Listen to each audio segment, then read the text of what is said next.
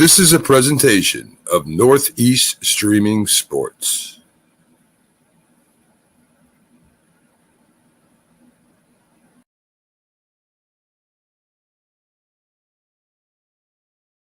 The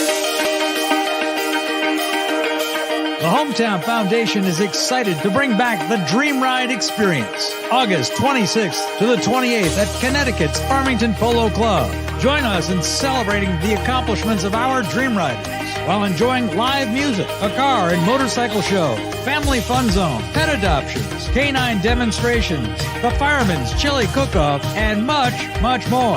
Get your tickets today.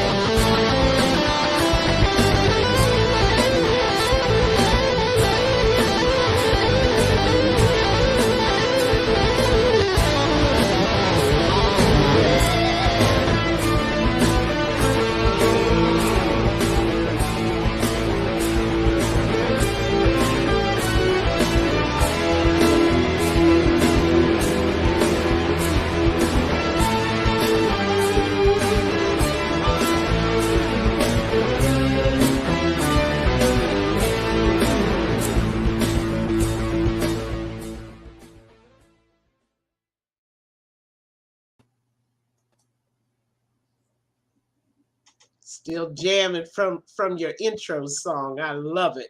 Yeah, well, you can't have a better song with a better cohort in crime than the DC wench, Peggy Holmes. How you doing, honey? I'm doing fine, and I want to give a shout out to our other missing lady wench. Heidi's a little bit under the weather and has been under the weather for a little while, and feel better soon, honey. Okay? For sure. We really miss you. Yeah. All right, let's get it started, rocking and rolling. I wanted to start talking about Renfro because he's right up on my mind.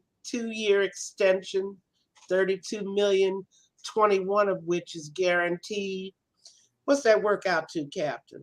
What's it about 16 mil a year? Yeah. I mean, 16 million over 2. Now that was in addition to this year, because you know how they call contracts like what real money is? That's not until next year though. That because he's still under contract for this year. So he's good for 22, he's good for 23, and he's good for 24. Mm-hmm. And somebody will probably be able to look it up in Spot Track, but his extension, that's it's 16 a year over those two. But I think that they probably gave him a bit of a raise this year out of that, the 25 million that they had left over. So I'm sure that Mhm. they use some of that money to bump his cap for this year in order to sweeten the pot. I don't know. I'm just guessing. I'm No, I hazarding a guess. just looked it up, and I wanted to get that figure, 2.6 million for 2022. So that's a considerable bump. And of course, the nation is so excited. Renfro is like their favorite lollipop right now. And I mean, he's earned it. He Yeah. certainly has been the key to moving that ball down the field for the last couple of years. But I wanted to go a little further and be controversial because Oh I no, was no, no, no. We I can't be just wanted to put an edge from a football standpoint and from a developmental standpoint as a player. Okay. I love that he's really perfected, getting separation, really carving out his roots, really being seen by Derek down the field. Not everybody loves that, but I want to right. see the next step up. I want to see rack. That is yak, excuse me, yards after catch. I was gonna say I like to see rack too, but it's I mean, who doesn't on a certain type of mood frame we get in? But this is what I want to see in Renfro's game, and I made a mistake of saying Jerry Rice style, yeah. and then got into debate with people about Rice's speed. I looked up both Hunter Renfro and Rice's 40-yard speed. Renfro is actually a 0.1 seconds faster. Renfro Okay. at 4.70, Jerry Rice at 4.71. What we see with Jerry Rice is those short passes over the middle where he just keeps running. He's got that run after catch speed, that full gallop. When he starts accelerating, he looks as fast as Darryl Green on the field. Okay, that's the way it is. I don't need Renfro to be fast. What I need he does a lot of shaking and baking, and he does a Right. lot of leaving folks in their shoes, but he doesn't really get many yards afterwards. He's immediately converged on and tackled. This year, with a healthy Waller, and of course, Adams hopefully stretching that field, we're going to get Renfro single covered a lot. What's your feeling on that? Oh, exactly. I mean, unless they want to play a 6-person, what was it like it's a dime.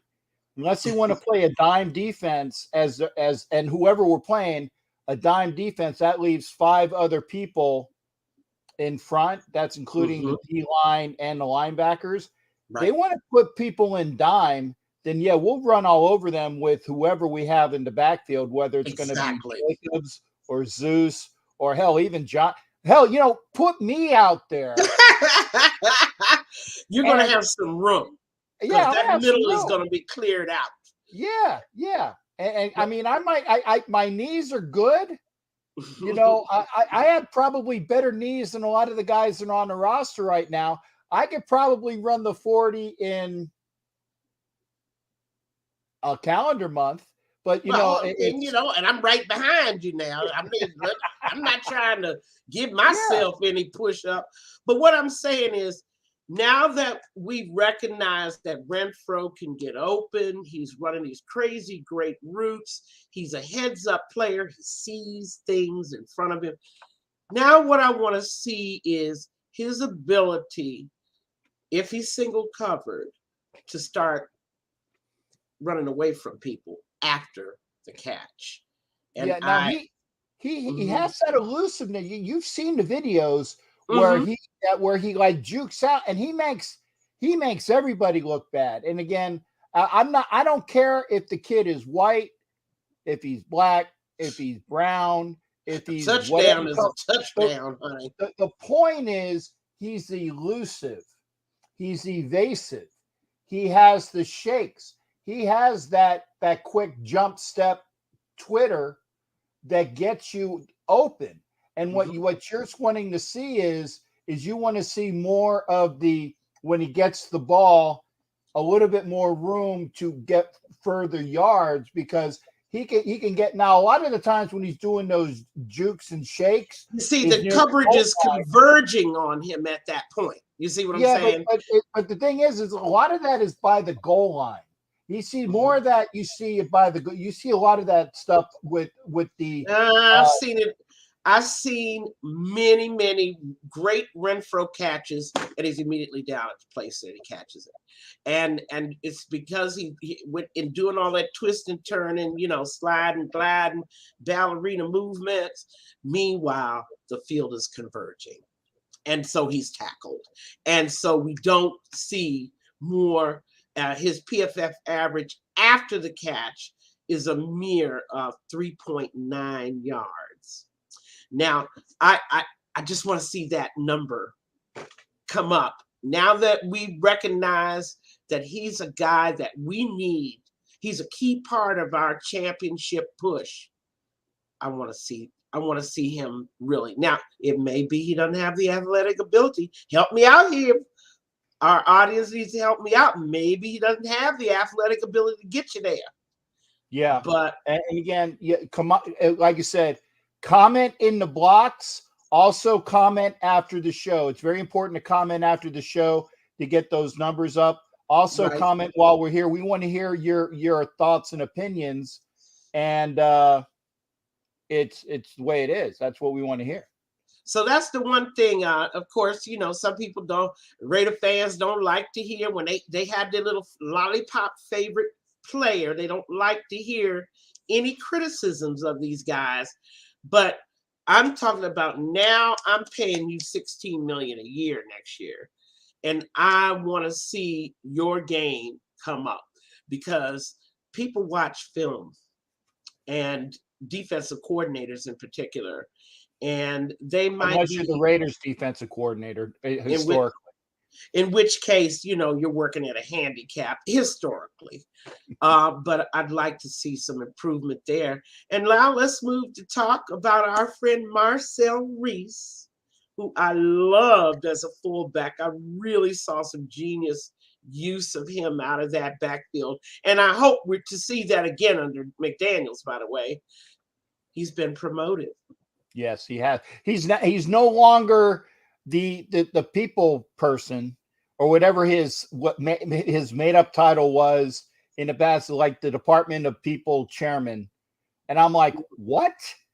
It was. I'm like, okay. I mean, granted, hey, he's on the moniker and he's on the thing saying that I was the Department of People chair, whatever it is. Exactly. Now. Go ahead, Peggy. Blow him away with his new title. His new title now, and I want to be sure I get it right. He is now the franchise's vice president and chief of staff. And the move, they say, was made because Mark needed somebody he trusted. Now, I don't know whether the president position went away. Are we looking at that, or are we seeing basically the creation of a new position that absorbs the duty of the president? I don't know. Obviously, the whoever the that's like a swear word right now with the Raiders. Who the president of the Raiders is like. I know.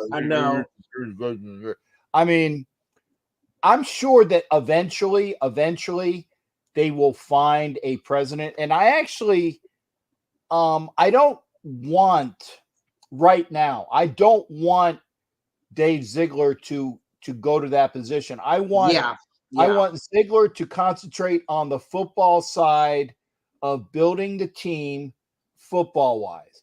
I want somebody who has experience as a corporation president to handle the business side of the organization. And you know what?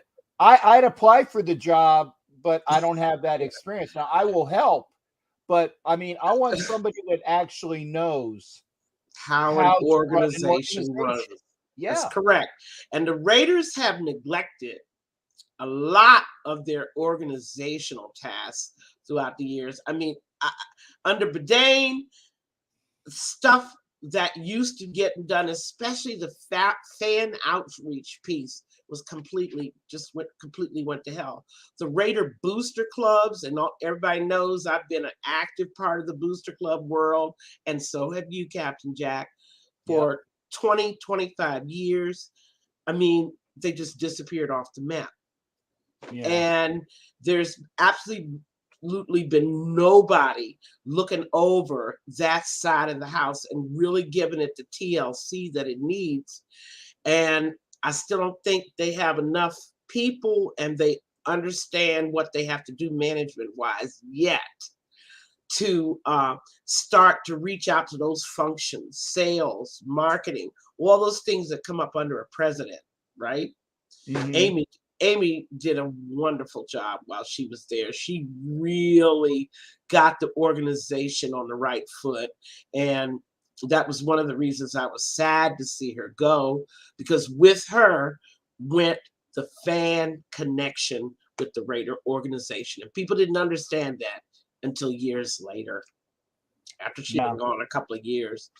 I mean, we still have phones that used to be answered 5 years ago that are no longer answered, positions that still haven't been filled in that front office. I'm hoping that maybe Marcel will get it. And well, I was just saying, yeah, don't you got him on speed dial? no, I don't, but I wish I did. And I've met with him, actually had dinner with him with a couple of other people several times over the last 10 years. And let's talk, though, about Mark's role in this. They say that Reese was promoted mainly because Mark trusted him. Mm-hmm. He did. What's that mean, though? Well, I mean, are we still talking about another good old boy network in the creation? Yeah, well, yes and no. It's Mark has to have something, and I it's a joke, but I hope I don't get in trouble for it. It's like Marcel hung out with Mark enough and did enough Hooters wings with him, and he did enough, Kung Pao chicken over at PF Chang's, and did the wingman stuff to a good point, that his football acumen makes him a viable candidate for the vice president spot that he is in. Okay. So he can handle football stuff, and he can handle, having the ear of Mark on these certain things. Yeah. Thank you, honey. I want you above the fold. That's right. That's right. And as he used to say, the most important part of my head, though, gets cut off, the brain thing. Go ahead, but continue on. I mean, what I don't want to see built is a frat house of Mark Davis's friends.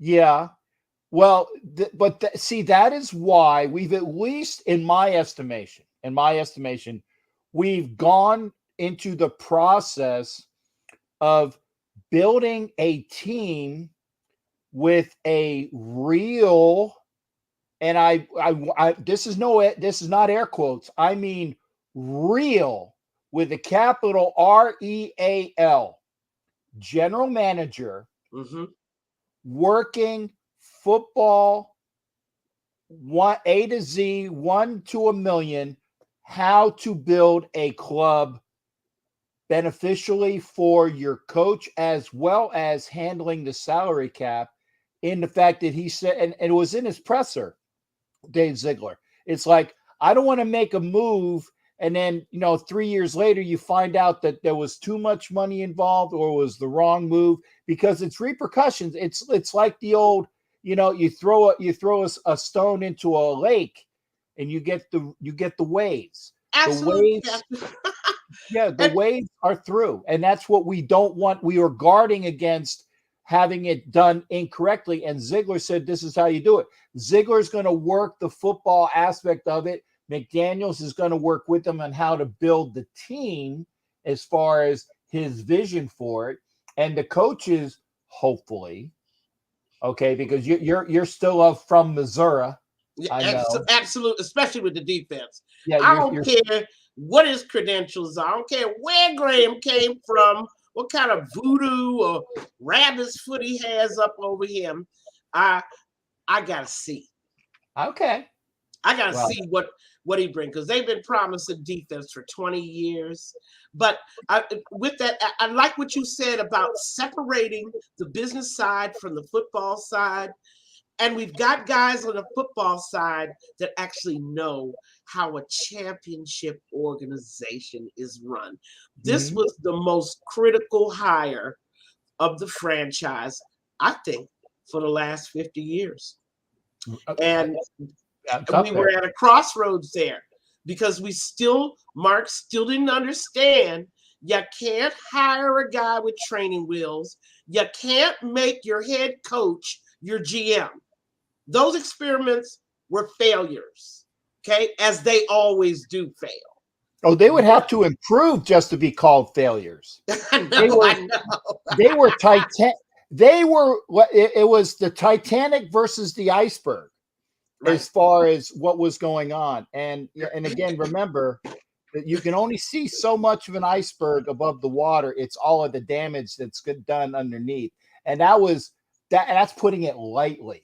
Right. That's like saying that a volcanic eruption is like a what is it? Throwing smoke. Was it shrimp on the Barbie? No. Right. Yeah. I mean, we know from history that the GM head coach model never worked. But yet, I mean, we could name them. Remember Mike Holmgren tried to come into Seattle. We've seen Bill Parcells try it. We've even seen the great Joe Gibbs try it. It doesn't work. Well, everybody points to that place up there in Boston and says, well, it's working up there. They've got a fully staffed front office there in New England. And while BB has a lot of influence, he does not run the front office in New England. Let me repeat that. He does not, because he has seen what happens when a head coach, we'll look at the Chip Kelly disaster.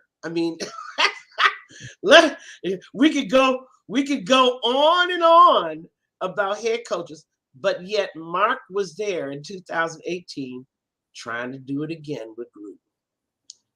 And we've all seen there's no substitute for experience in that GM position. You just can't tell how far your franchise is going to be set back if you don't get that right. And I'm hoping we got it right. Okay, I got something. I'm going to throw this up there, Peggy. I want you to comment on it. Mm-hmm. Oh, you know what? And I really thought that they did, but I've thought that Gruden's problems came about from the places we didn't expect. Remember, Captain, everybody was saying when Gruden was hired, oh, he's going to bring those antiquated football ideas and models. Well, you know what? Certain things don't change over time. Talent, good coaching gets results. Mm-hmm. Certain things don't change about the game. You still got to tackle, still got to block, you still got to score touchdowns. The problem with Gruden came from, I was quite shocked. He was unwilling to look outside his own football network, his good old Bowen network, for the kind of people he needed to help him run that team. Yeah. And to me, the kiss of death was him letting Gunther stick around for 3 years until finally Mark Davis had enough.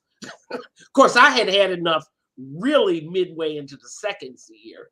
Mm-hmm.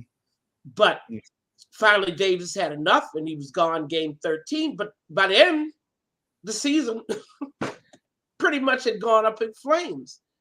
Gruden refused to look outside his network for the talent that we needed. And my name is Paulie G. I'm going to get an interview. With the name like Paulie G, I need to be over there in the Bronx working with some of the longshoremen. You know what I'm talking about? I don't need to be running a defense because I can't. What was he thinking about by allowing this guy who could never get you above the top, above 20, ranked 23rd or 24th in defense? What were you thinking about keeping him around 3 years? Why wasn't defense a priority? I think that was Gruden's downfall more than anything, other than him being who he was, because I always knew who he was. Wouldn't you say, and because we've seen a few things in our lifetime, wouldn't you say that the last above average to really good defensive coordinator we've had was Willie Shaw? I mean, but now we're talking 2000, and Gruden fired him. Yeah. Remember? Yeah. I mean, I already knew what Gruden was. Okay. And I have to say, people of color are not in top positions. I'm talking about the brain trust, are not on his agenda. It's all about who do I know you, and are you a yes man? And that shocked me about Gruden. I knew it was going to be the epitaph on his tomb, other than the nasty stuff that came out in the emails. But that's the epitaph for any coach that refuses to look outside their own personal network for the talent they need to run, and who refuses to acknowledge defense must be the top priority. I mean, that's just my opinion on that, and I'm sure other people have some thoughts about it. But I do agree that Gruden and Mayock did have, and I felt like Mayock he got caught up in it. What do you think, Captain? I think he just got caught up in what happened to Gruden rather than being assessed on his own merits. Yeah, well, I would say this, okay? And there are people inside the organization, because we don't know. And we take very good, like we call them swags in the intel field. It's a scientific wild ass guess. Okay, we take a swag. Scientific wild ass guess. What is going on? We can take clues and we can hear, hearsay and put things together, and we can make our own story. But I honestly think that the people in the Raiders organization knew what the highs and the lows were of Mike Mayock, aside from what was going on with, whose picks were who. Okay. And according to a story, and I'm sure you read this a couple months back, the death knell for Mike Mayock was going up to Mark and say, we need to let Coach guy, I can't even remember his name. Go ahead. The was it Coach who did he coach? I mean, was he assistant staff? No, the head coach. The head coach, the one we got rid of. The Mayock's special teams guy. The fact that we can't even call his name less than a year later after he really did a courageous coaching job for us. We can't even call his name now. That's how obscure the guy has been. And I know you're talking about, but the story is that Mayock said, I want this guy to be the head coach. Is that the story? And allegedly, that was his. Okay, Mike. Well, here's a nice severance check. See ya.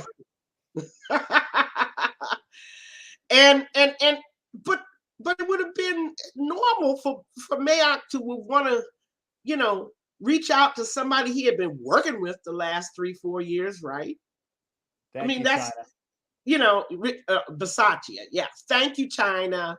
Yeah, I wanted to say Casulo, and I'm like, and wait a minute, we couldn't even remember his name. And we weren't, and that was not a planned prop. Okay, no. that was not like we planned that. I honestly couldn't remember his name. And No. that's no. I'm But like, yeah, but that's that's indicative of the obscurity that Versace has been laboring in for over 30 years. right. I mean, he's just been laying quietly. Here was his time to step up and rescue a franchise and motivate these guys to really do something they had never done. But I think the absence of Gruden did that. No, that it was the spirit and the will of the team wanting to play up to their capabilities. Now, granted, Bisaccia did get that out of the team, and He got it out of him. He did. That was beneficial Something for Gruden hadn't been able to do in 3 years. I mean, there's no question about it in my mind, which made me know that Gruden was part of the problem. Yeah. And that was unfortunate because I had expected so many things for him, especially after having been on the outside looking in for 12 years. I thought he was going to be bringing some insight to the table, some new methodology, some new ways of looking at how you put a championship football team. I would think that everything that he had seen would inform his decisions, but he went right back to the good old boy network, right to the insular, play it safe kind of football. Keep my job kind of, everything he did. And the other thing about Bisaccia, and again, great guy, but he is, I mean, you said it, he's been an NFL coach for 25, 30 years, okay? Mm-hmm. Had I think only one look as a head coach one other time. I think it was with the Cowboys, I think, okay? Mm-hmm. The thing about Bisaccia is when he did the interview, he's not a get up on and scrawl all the offensive plays or defensive plays. No. So, I mean, if you can't even go in and do half of the team, okay. Now, granted, I know special teams are important. I am not poo-pooing special teams, but if you can't even do, a mechanism of I'm going to focus on offense or I'm going to focus on defense, and he couldn't do that. Now, so that's one of the reasons why he's gone. Yeah, there she is. I'm trying to keep from being gagged by your banner.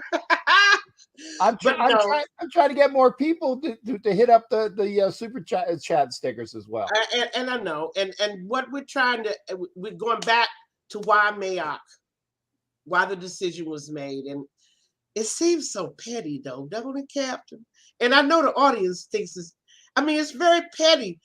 Just because he suggested Bisaccia doesn't mean that he couldn't work with who he had. No. Mark knew he had to bring a whole new vision. Yeah. And that his experiment with Gruden blew up in his face, just like McKenzie blew up in his face, and Del Rio blew up in his face, and Dennis Allen blew up in his face. And Jim Harbaugh would have blown up in his face based upon reports that he wanted the same friggin' type of contract that Gruden got. Yeah, I control everything. You know what? Since this is hey, Harbaugh. Yeah. Been there, done that. We've already got burnt toast from that. Let's try a model with guys. And by the way, Gruden is an over 500 coach. Not much over, but he's over 500. Although I don't know what the stats did. When we got him, he was a over 500 coach. I'll actually look it up while we're there. I mean, certainly his stint with the Raiders has probably brought him under 500. But when we first initially got him, he was definitely over 500. But that isn't necessarily what's a predictor of whether a guy's going. Gruden just slipped into this safe and comfortable zone. Don't do anything innovative. Don't do anything, surround myself with people that aren't going to tell me that the emperor is naked. Okay. No, you're wrong. He's actually 5 games over 500. He's 117. Absolutely. I knew that. I checked that out right away. 117 and 112. That is Correct. not 480. That is Right. above 500. But people fling around in these days and times now that lies are now fact and truth, or exaggerations are now fact and truth. People just fling around stats, and I ain't mad at them anymore. Okay. Because the bottom line is you still can't predict their success, no matter what records they come in with, which is why don't ask me, to heap all this praise on Ziegler and McDaniels yet. Don't ask me to call Devontae Adams the best receiver in the NFL. He ain't done nothing for the Raiders. Not yet. Ain't taken one snap for us. Okay? All the stats you quote about Devontae were with Aaron Rodgers and Green Bay. Okay?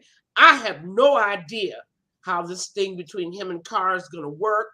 It looks promising. And we're saying prayers and sacrificing goats, right? Captain, we're sacrificing goats. That we have a great season. But don't tell me, that you already know in June that Devontae is going to be the best receiver in the wide. You don't know anything.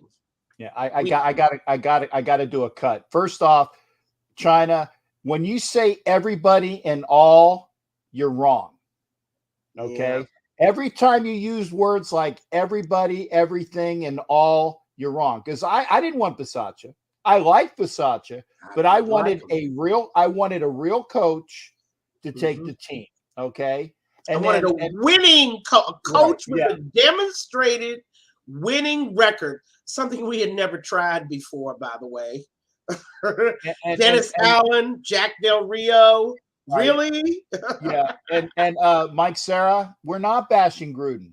If anything, we're extolling facts and what was going on.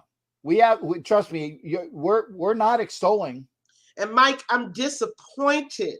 Yeah. That Gruden didn't use the 12 years he was away from football to really bring in innovation, new ideas, that he wasn't fearless about bringing in the best coaches he could get instead of his buddies, which is what he did. You know how Gunther got here, right? His brother, excuse me, John Gruden, his brother, right? Jay, who had been with the Bengals right before he went to Washington, had recommended Gunther as this great defensive guru. And I mean, I remember when they heard that he was going to be our DC, the Bengals fans told me immediately, you guys are going to be sorry. That guy took a great defense of Marvin Lewis and ran it into the ground.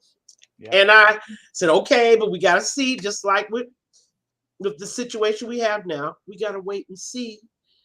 But it didn't take me but a year and a half to know Gunther had to go. Yeah. But with Gruden, he would have never fired Gunther. No. Never.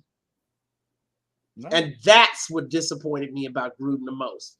How did Gruden, as an experienced NFL head coach, not know that defense wins championships? You cannot operate with a defense functioning the way they were functioning under Gunther. He had to see it week after week after week. And yet it took Mark Davis to finally fire Gunther. Could take no more.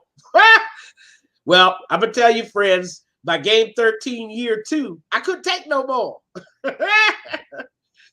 Peggy was like that in that scene of Network, said, I'm mad as hell, and I'm not going to take it anymore. Oh, I was furious because under Gunther, I couldn't even recognize what defense he was trying to play. Yeah. I mean, seriously, if you were asked to characterize what kind of defense Raiders are playing under Gunther, to this day, you'll get about 50 explanations. I couldn't figure it out. Yeah, And you know what, we were running that hybrid defense. It was so effed up. It was hybrid. That right. you know they were talking about. And I know that Richie Riche is in here, and I'm saying this specifically for Richie Riche. If you think Vic Fangio had a hybrid defense, oh no. Mm-hmm. Gunther had a hybrid defense because half of the defense was playing man, and the other half was playing I couldn't figure it out. I thought I knew defense, okay? And every week I would be trying to figure out what was going on. And whoever made Matt, you made the comment about the firing of Buckner. That was all part of what I'm saying disappointed me about Gruden the most. Yeah. I mean, he only wants to hire people that he knows, and he wants to stick with his good. I mean, he gets rid of Buckner to bring in Marinelli, who he had in Tampa Bay, and then the improvement of the offensive line, including Cleveland Farrell, under Buckner, didn't mean anything to him. That's it. Matt, yeah, Matt, you were totally right. That's all part of what I'm saying. I think Matt, that more than anything, contributed to his demise. How easy it was for Mark Davis to send him packing. I mean, it was just crazy. It was totally crazy. But now, Captain, in our last 20 minutes, we have to move to what's promised. And now we're going to go to our predictions for division winners. National Football Conference. Keep making those comments and keeping us on point as we move to the end. Look, man, egotistical, man. Oh, we got to start on Gruden now. I don't know. I said, we weren't bashing him. We were just telling the truth. I mean, the emails were just icing on the cake, but it was clear he didn't give a darn about defense at all. Anyway, let's go now to our predictions, and I want to go right to that corrupt NFC East first. No, not. See, you missed the letter. You missed the letter. L. Oh. It's the least. The least. The NFC least. I thought I didn't want to insult any of my little Eagle chicks or any of us, any Cowboy fans who I always never miss an opportunity to insult. But I wanted to talk about the NFC East because they are the most, to me, they're the biggest question mark. Thank you. Thank you. Yeah. I have no idea. I'm glad. I'm so glad you said that because I'm like, Peggy, I don't know. I mean, I know what we had last year, but now, okay. And let me see if I remember correctly. Okay. Dak Prescott is still playing with the Cowboys. Yes, he is. And the Eagles still have Jalen Hurts, right? That's correct. Okay. But they have new receivers, which they picked up in like on draft day. The Giants are still still going to be Jones, right? I mean, despite them jumping off of ledges. And then you got the and I can't even say this, the Commanders. Yes, and the Redskins have Carson Wentz, right? And see, that's an improvement, even though Carson Wentz. It is. Even though Carson Wentz is not a Hollywood glamour figure. No. And I still like Tyler Heineke. But Carson Wentz is better. Now, it's not saying much, but Carson Wentz is still better. But I think that will improve the Commanders immeasurably. It's because it's just a matter of if the defense under who's that defensive coordinator up there? Oh, you mean the one that made the politically incorrect statement and then ended up having to apologize to everybody. Oh, his name would be Jack Del Rio, who can't keep his mouth egotistical mouth shut to save his life, even as a defensive coordinator. And to see that whole team, the turmoil, I can't pick them as division winners. There's too much going on. And this thing with Congress and Snyder is going to heat up real fast. Watch, especially in the fall. You're going to watch and see, because congressmen and senators who are running for the midterm elections, what do they love? Headlines. And the Washington Redskins are headlines, okay? I can't even put them in the equation. So who you got, Captain? NFC East. Go out on a limb, and for our commenters, if you want to join it, and we could even do a popularity contest. The winner of the NFC East is got to be the Cowboys. Yeah, I hate. I'm glad you said it, because this way those words did not come out of my mouth. They didn't come out of your mouth. That's it. You understand the words that are coming out of my mouth? No, I did not say that, but Peggy said it. But I would have to say it's probably that team, the Cow Patties, with a close second of the Eagles. And let me say, the Eagles are really the wild card here. Yeah, I like their coach, their head coach. I mean, even when people were laughing at his motivational techniques and the things that he did during practices, they looked childish and immature. But honestly, truly, he was working with a situation that was destroyed by yet another mediocre, good old boy by the name of Peterson. And, a team that fell in 2 years from the Super Bowl to of the basement. I like that guy. I think he's a sleeper, and let's not count the Eagles out. Of course, we're not even talking about them poor little New York Giants. Yeah, no, we didn't mention them. And by the way, I know Anna's talking to you. What's she saying? Hi, Anna. What's she saying? How you doing, Anna? She said, "Good evening, beautiful." I know she ain't talking to me. She didn't say that beard is pretty handsome over there. Permission to come aboard. Thank you, there, Anna. And it's like I'm gonna go into Stevie Wonder. Isn't she lovely? Well, thank you, Anna. And we need to go right to the NFC North. There you go. And anybody who thinks the Chicago Bears have a fighting prayer of a chance to win that division is working in a parallel universe. No. Ditto with the Vikings. Even though the Vikings, once again, very talented packages, very talented team, but they have been poorly coached, badly coached for so long. And then there's the irascible Kirk Cousins as their quarterback. You like that? You like that? My cousin, your cousin, his cousin, that for some reason does not have what it takes to win to get to and win a Super Bowl. And I don't know what he's lacking. I just don't know.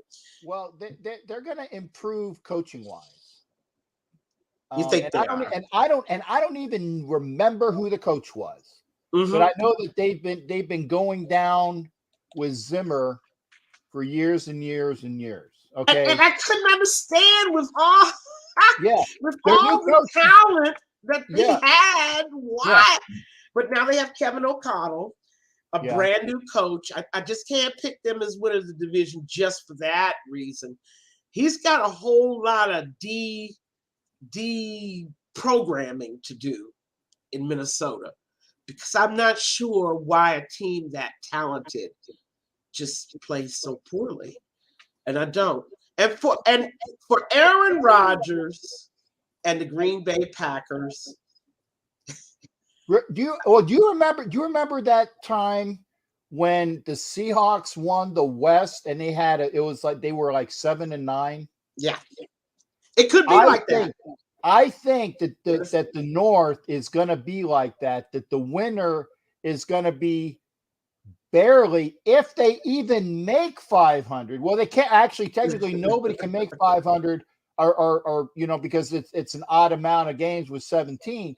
But you're either a high or low. But I mean, I think it's going to be just barely, like maybe 8 and 9. And I saved the best for last. My babies, the Detroit Lions, the little engine that could.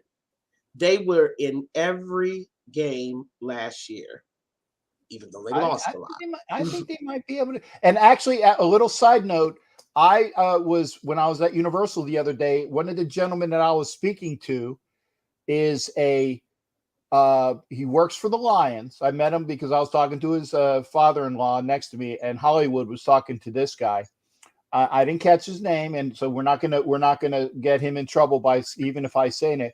But and I even asked him. I said, I like the spirit that Dan Campbell has, and the team played with that spirit. I think he's a good coach. Yeah, because he had those guys motivated every darn game. And I remember Ravens fans nearly having a heart attack because they were going to lose to the Lions if that boy hadn't kicked that 60-something yard field goal in that game. I saw that game after game. The Lions weren't really blown out. They were in every game.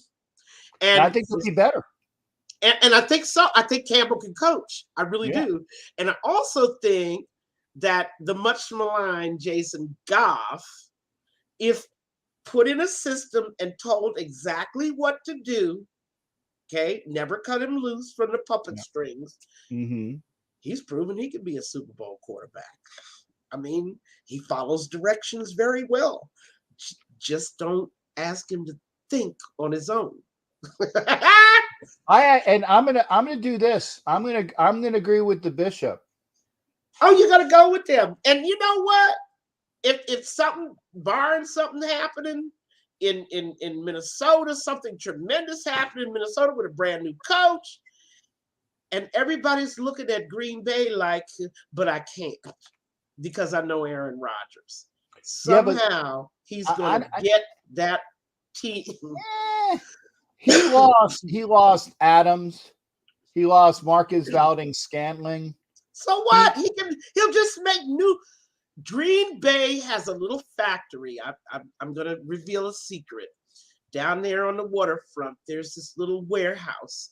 And what they do is they turn out 6'3", 200-pound, lanky receivers with hands year after year after year. How many receivers has Rodgers made and put on the map? Too numerous to count. But who knew who Scantling was? Who knew? If I'm also mistaken, didn't they lose a bit on the offensive line?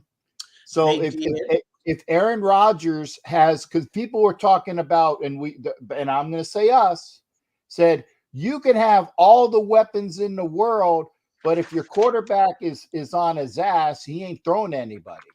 Well, but see, they kept that boy Jones, the Aaron Jones, the runner, and I honestly think that they have a different package. Plus, Green Bay is just better coached than all the other teams, with the exception of the Lions, who are just my sleepers. So I'm going to pick Green Bay, winning the NFC North, and let's slip right into. I tell you what, I still think that the Lions will be a playoff team. I'm on their side. I'm going to be cheering for them every game, and I want to go right to the NFC South. Oh, God. Can I recuse myself now? No, you can't. And we do have to talk about Dennis Allen's exalted return to the head coaching ranks in New Orleans. No. There were so many things about Dennis Allen, personality-wise, had nothing to do with his skill set or his experience. It was his personality. Okay. Plus, he got some big shoes to fill. Pretend Huge. this is red. I know. You're trying to figure out where the Saints are, what they're going to do. They acted like they didn't have confidence in Winston. Okay. I don't know why. And then, of course, let's go to the Falcons, who picked up our friend Mariota as their starting quarterback. Even though we know Mariota has a standing appointment every year for 5-6 games on IR. Okay, standing appointment. They still want to take that gamble because I've always loved Mariota. I've always thought he was smart. I've always thought he had a pretty good arm and with that diverse skill set, but he still thinks with his legs instead of his arm. And that proneness to injury. The Falcons have done, of all the teams in the NFC South, I think the Falcons have done the most to improve themselves. But they're the Falcons. Yeah. They're the Falcons. And we don't even need to talk about the Panthers because they suck. Oh, I mean, when you've got half the fan base openly signing a petition to get rid of Matt Rule, even though they decided to retain him. I'm not sure whether it's a good or a bad move, but I know that they got a quarterback problem down there. Yeah, no, they don't. No. They have a quarterback problem. That's where I disagree with you. They don't have a quarterback. Oh, I see. It's a problem when you got a guy and he's not good. I'd have to know who their quarterback was to figure out if they have a problem with him. So, all right, commenters, let's give us your opinions on the NFC South, and of course, we haven't talked about the Buccaneers. Why has nobody talked about who's going to be the quarterback? Do not make me say that name. I'm confused. Do not make. How do you unretire? I know exactly. Oh, I know exactly. How do you retire to force the head coach out, which was a good move, and then unretire? I don't get it. He retired, and when he retired, Arians was going to stay. Really? Arians was going to stay. And the minute that he who shall not be named unretired is when Arians said, nope, not, I'm going to do like the George, but not going to do it. That's just confirming for me the power struggle that went on between TB and Arians from the moment he came to the Bucs. From Jump Street. This little mano a mano power struggle, I'm willing to quit football, just so the franchise can see how bad of a coach you are. I've quit now. Now what y'all gonna do? Y'all need a quarterback. That kind of thing going on, the back and forth, that was going on for day one, and I actually saw it. I mean, Arians would send a play in, Brady would change it. And then Arians would storm around in a little circle on the sidelines. And then when TB comes off the field, they have words. Very polite words, but there were words. And there were times where absolutely TB had to actually call timeout. He so vehemently disagreed with the play call. Arians' offense was always just unintelligible. No one understood it. I mean, they tried to, I told you they tried to blame Jameis for the 30 interceptions. But when TB got there and he couldn't understand it, then you knew it wasn't a quarterback problem. Yeah. And in answer to your question, China, the coach of the Bucs is Todd Bowles. Todd Bowles. And their offensive coordinator is still is still the kid that used to play for the Jaguars. The Leftwich. Leftwich, Byron Leftwich. Thank you. That's right. And Byron Leftwich will still not get a coaching job next year because he who shall not be named, whose name rhymes with Shady, is still the quarterback there. So Byron Leftwich, they don't know what he can do. Why? Because who's running the offense there? It ain't Byron Leftwich. You know, Leftwich don't have 6 rings on his finger either.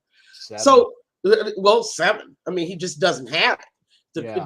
I mean, when you talk about, you know, bringing a guy like that in, you automatically understand he's going to have a heavy voice, a strong voice in the kind of offense you play. He wants it tailored to him, as does every other NFL quarterback. You tailor your offense to the quarterback you have. Yeah. And that's something that Arians didn't understand. And it was a real power struggle. But I still got to pick Tampa Bay to win that division. I can't even be, you know, I can't even make a maybe bet on the Saints because of Dennis Allen. Peggy, I will just say that the team that's going to win the NFC South is the team that you mentioned, because I don't want to throw up saying it. And they're going to win. They're going to win by default. They're going to win by default. Really? There is not. It's like what New England had in the AFC least all of those years. It was the Patriots and 3 other teams that they would just wipe the board with. 3 blind mice. I mean, it was just hapless things going on with those other 3 in the NFC East. And they virtually had their way for at least 10 years. Yeah. Only recently have any of those teams shown life sign. And there's one that's still DOA, and that's the Jets. But we'll move our conversation on to the NFC West. Thank you. Absolutely my favorite NFC division. Thank you.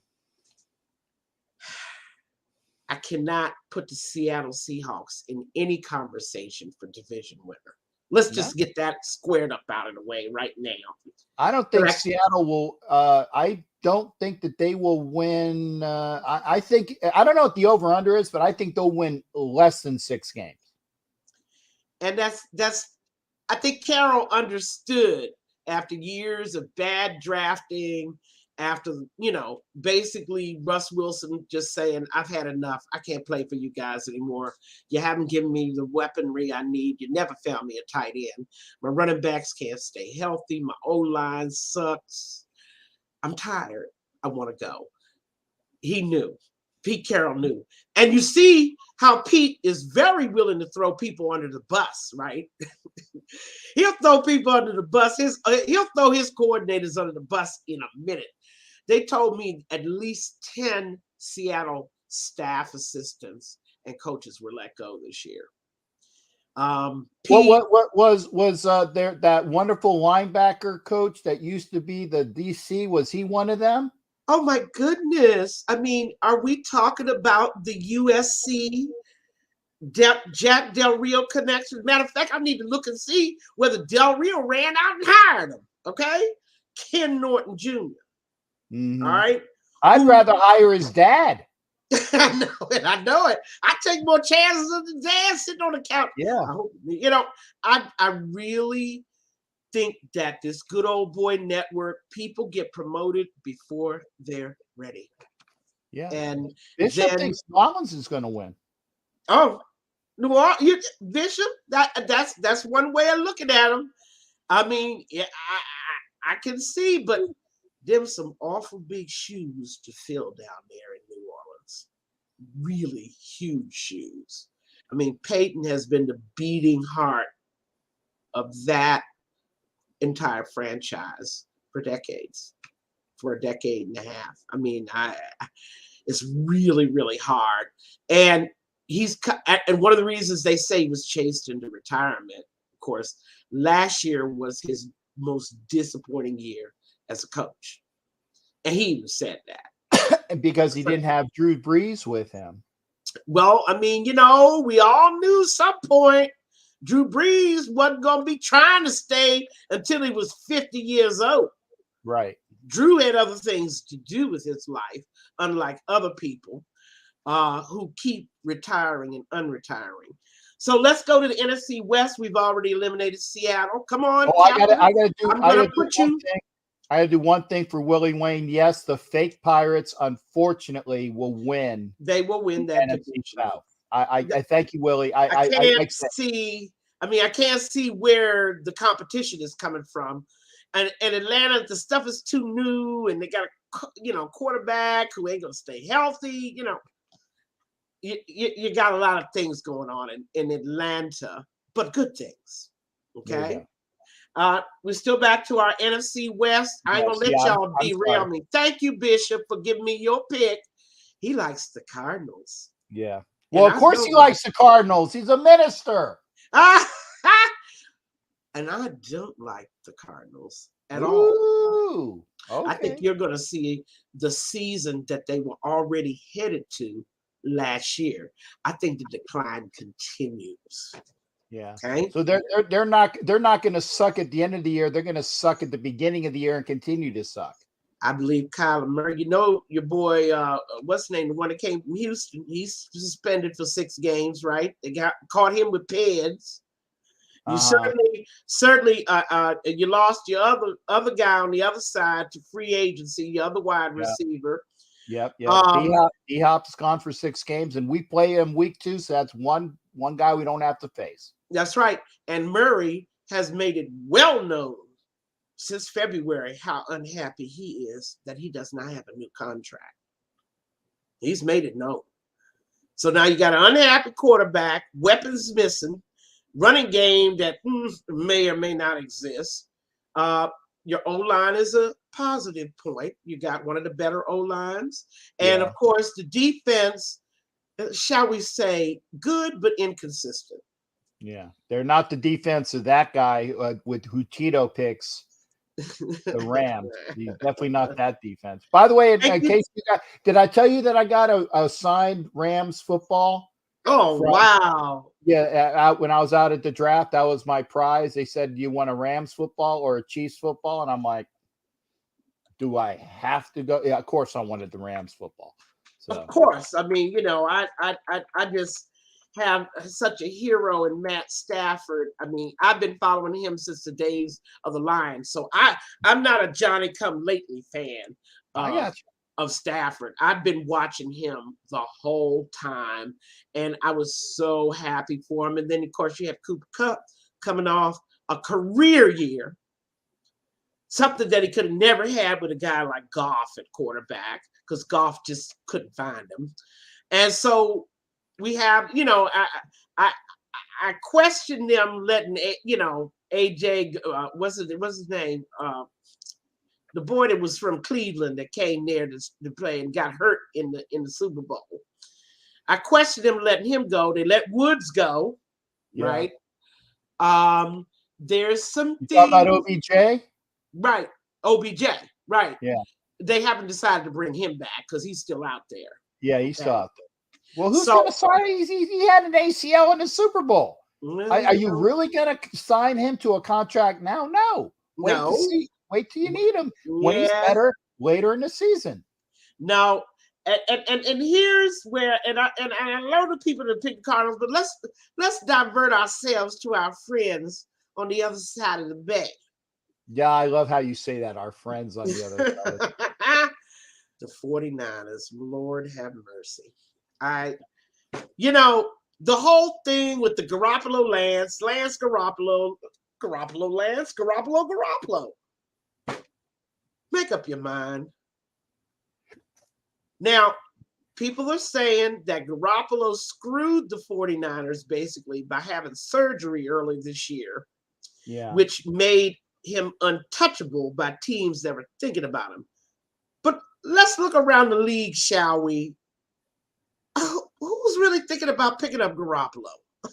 Seriously, trading anywhere near his so-called value and worth and taking him off the 49ers' hands.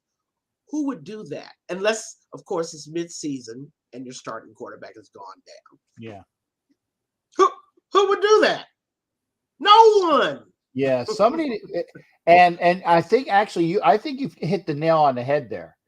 I think that they're gonna play the waiting game to see who is quarterback starved, like about 6 games in, or when I don't know when the trading deadline is. I think it's about 6 or 7 games in, and then they're gonna unload them. And it's like it will take a New York delicatessen ham and cheese, okay, or a provolone, with the what's the really good one, the big meaty sandwiches that us Jews can eat, because it's not a ham. Heroes. Yeah, no, but it's like it's the crap, I can't remember, but it's one of those sandwiches. It's like with the knockwurst and the roast beef, and it's the Jewish sandwich, and it's this one. They're gonna take one of them, and you give me a pickle, and you give me the mustard. I'll Don't give forget you the coleslaw. Give me garaparo. That's what I'll give you, and they'll take it. And look, there's other things going on with the 49ers too. I mean, they just lost their offensive coordinator, which I think was a good thing, because the boy got lazy. Every other play was going to Deebo Samuel. He wasn't even putting Kittle in the mix. I'm like, wait, you got one of the top tight ends, and you're not even using them. You're giving them all to Deebo. What was that all about? But now that offensive coordinator now has his own little nest. And so I think Shanahan will probably take over the play calling, which I think is a good thing. Yeah, I think that is a good thing, because he's been around. He's been around as a coach long enough that he can run the offense and run the team, and have like an offensive assistant, that might be the OC in name, but it's really going to run through Shanahan. So I think that's just the way it's going to be. It's really Shanahan calling the plays, kind of like the Gruden did, Yeah, well, we all have to take the bitter with the sweet. But if the Rams are going to, and I'm picking the Rams now to win that division again, but also if they're going to have some competition, it's going to come from San Francisco. It will. I really think, and not the Cardinals. And I really have to see whether or not we can really see. But now you haven't given us your pick for the NFC West, our final pick of the night. Okay, well, before I do that, I want to acknowledge, first off, we had Richie Riche in here. And Richie, thank you for being here. But we also have Captain Defense. They said where there's got to be a Chargers fan somewhere. This is the guy. Somewhere in America, there's a guy wearing powder blue. This is the guy who had the audacity to tell me I was wrong when I said that the 50 Who was on their team, and he had to make sure he was wearing a 50 Who jersey in powder blue the next time we did the broadcast, which, by the way, is tomorrow, the Wild Wild West show. There's a shameless plug. So yeah, Captain Lockdown Defense podcast, Coach Defense. I coach defense, and I have to also add that I've always admired the drafting ability of the San Diego Chargers. I mean, they find talent. I mean, just buku talent, both sides of the ball, quarterbacks, running backs, wide receivers. That has never been their problem. Their problem is just getting out of their own way. And heart. I have to say it, just even back to the days of Lance Allsworth. I mean, you still were missing that toughness. And I don't know whether it's about San Diego or whether it's just they need a rabbit's foot. they just need some luck. I don't know when it's coming. It's well overdue. Yeah. San Diego Chargers haven't put a ring on their finger since 1963. Everybody's hoping. I won't say any good things, more good things about them, but that ends all I have to say about the Chargers. They can add anybody they want to their squad. It won't matter. That's right. Snaps in Z formation, baby. There you go. I mean, they can add anybody they want. It still won't matter. Joey Bosa still won't know how to stop the run. Mac is going to be hurt again. like he was for 10 games last year. So, I mean, there's a lot of things you want to take into consideration, but nobody drafts like the San Diego Chargers for sheer talent. Yeah. Oh my so God. again, I apologize. I wanted to acknowledge Coach Defense and see, Coach, I hang out with great people as my co-hosts, like you, like Richie Riche, like Alex, who does the Chiefs. I hang out with great folks. I got Peggy here. No hard nothing. You can move any way you want. You're still gonna be the Chargers if you wear that powder blue. I mean, it's some god y'all mess with. Something happened. You know, one of the football deities just had it in for you for the last 40 years, 50 years.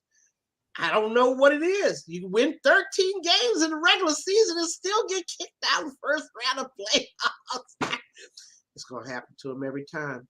I never, ever was worried about Phillip Rivers because I knew he was the king of the fourth quarter interception. Game-ending interception. Tell you what. You can sweep us and you still ain't going nowhere. You couldn't even do right in the Super Bowl. Had the game won. And still, what happened? Coach, you are not sweeping us this year. I am on record saying that. The Garglers will not sweep us this year. We will not be swept. And again, once again, and I'm gonna tell you, between Herbert and Carr, don't ask me to pick. I'm gonna pick Herbert every time. I'm sorry. I'm just saying. Okay. I mean, that's how much talent I know exists, but they ain't going nowhere. Yeah. You know. But back to my pick again. I apologize, Peggy. I got you on that Captain Jack road. I went from the interstate to the state road to the county road to the dirt road. I'm going to get you back on the highway. NFC West. I think the Rams are going to win the West. No problem at all. They will get a little bit of a push from the Niners, and that's it. The Cardinals, like I said, and don't even talk. Like I said, talk to me about the Seahawks because, like I said, those guys, the Seahawks and the Cardinals are not even going to look at anything close to 500. The Rams will be there, and it's going to be the Rams. Maybe the Niners, maybe a little over 500, and then the rest of them are just going to be, they're going to be planning their golf trips in January. They're going to plan those trips in October. Cardinals going to have to dig deep, find some courage, at least for the first half of the season, because they've got, of course, a monster schedule too, just like the Rams. I was just talking to the Bird Gang, and some of those fans are really, they're despairing because they don't want to go back to where they were, just a mere 4 or 5 years ago. They don't want to go backwards, but I told them this was definitely a step back year for them. All right, Captain, I've got to run, and we know hi, and Stan Humphrey. Oh, there's a name from the past, right? We were talking too much about the Chargers. We done scared of ghosts now. Yeah. We got scared of ghosts. But Bishop, I think I will take you up on that bet. I'm pretty sure the Cardinals take a step back. And okay. And Bishop, you guys, because I know you guys know each other. You guys can take that bet offline. Yes, we can. I have to take that one because I know Kyler is not a happy person. He's just not happy. He's figuring out he should have kept that Oakland A's contract, and then he'd be eventually going to Vegas and playing for the Vegas A's. Well, we're signing out now, and I hope we've given you a lot of stuff to gossip and talk about. This is our last broadcast of the summer. We're going to take this time to retool, take a look at our format, get ourselves rejuvenated, and we will be back at you in September every other Tuesday. Every other Tuesday. And again, Chronicles of the Black Hole every other Tuesday and maybe, let's put it this way. I will be doing a show with Peggy and with Heidi every other Tuesday. We'll see what it's called, but it will be a great show.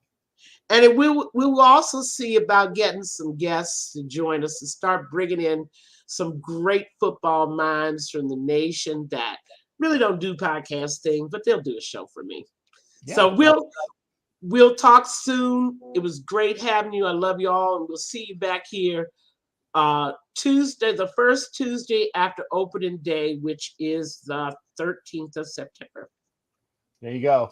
13th September. It will be the Tuesday after our opening day victory in Los Angeles.